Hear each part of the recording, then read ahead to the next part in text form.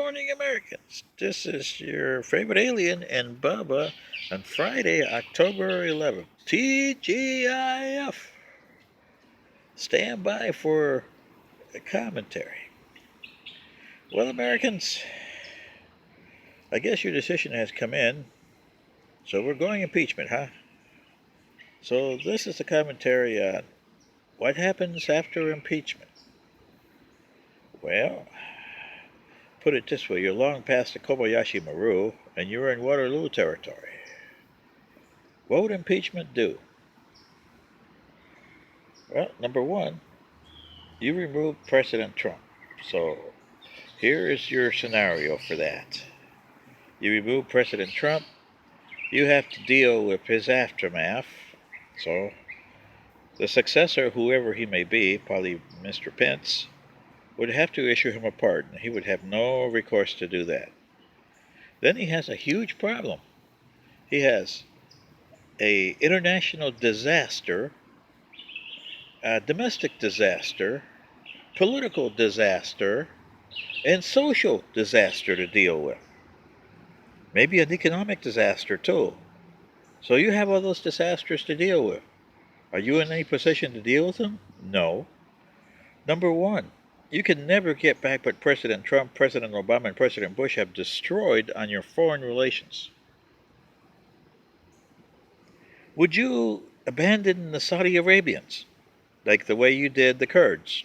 Really? Saudi Arabia gives you a lot of money, helps you perpetuate your economy, even though their system is different. They treat people, well, you see Mr. Khashoggi, haha, that should put you there. So, that said, you got a situation here where, what will you do? You're not going to get rid of Saudi Arabia, but look at the way you treated the Kurds, and they went the extra mile for you. Well, that's a problem. And on the foreign relations side, your so-called allies, the Europeans, is looking at you like, hey, wait a second. You're the founding NATO member, and you're letting a NATO member bombard another country for the Kurds and invade Syria. Really? Is that what NATO's about? Uh-huh. So what happens here? You see what I mean? You got a disaster. On your domestic front, you got the dum-dums who want to be socialist. What else is new? You got the Republicans with no backbone. They should eliminate the Republican Party because it's just a disaster. The Democrats are a disaster, but hey, we know they've been a disaster for a century. Then you got the different states that want this and want that. You got secessionist movements all over the states. So you got to deal with secession. And trust me, you're going to deal with secession. So that's your disaster. How are you going to deal with that? Mounting epidemics and mounting vaping and mounting old people? Because your population's getting old, big time. So you have to deal with that too. Disastrous on your domestic front. On your social front, you got nothing. You got every Tom, Dick, and Harry for the last 70 years that you put in here, and now you're reaping the benefits of that disaster. You got to deal with it. How are you going to Americanize them? As some people say, you're going to become Balkanized. That's in the Balkans, with all the stupid problems that the Balkans have. Yeah, I don't blame them. People like my kindred spirit, Patriot Nurse, who rails about the United States becoming Balkanized. Well, the United States is not the United States, Nursey, because you guys admitted all these Tom, Dick, and Harrys in here. So that does your social. Financial. You're not a manufacturing country anymore. You're not a anywhere country. Your military is starting to degrade. So what are you?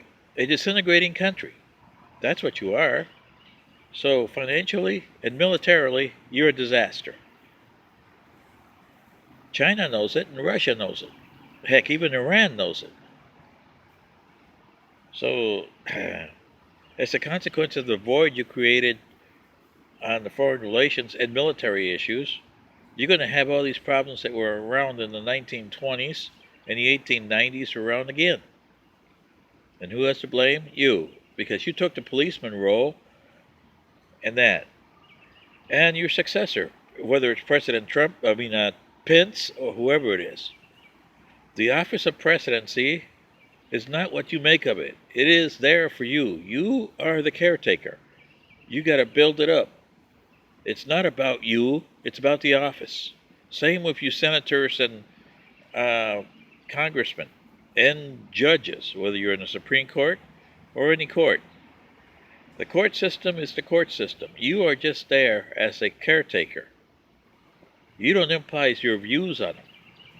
You try to interpret the system as it was meant to be, not how you wanted it to be. And that's the problem. For the last 150 years, most of you guys have tried to interpret the system as you want it to be. And the presidents have used the presidency for their own benefits, not for America's. So this is your favorite alien telling you, you're in Waterloo country now, after the impeachment. Because we're going that way, it looks like you guys have decided to go that way. So, this is your favorite alien and Bubba saying, good luck when you disintegrate. Good day.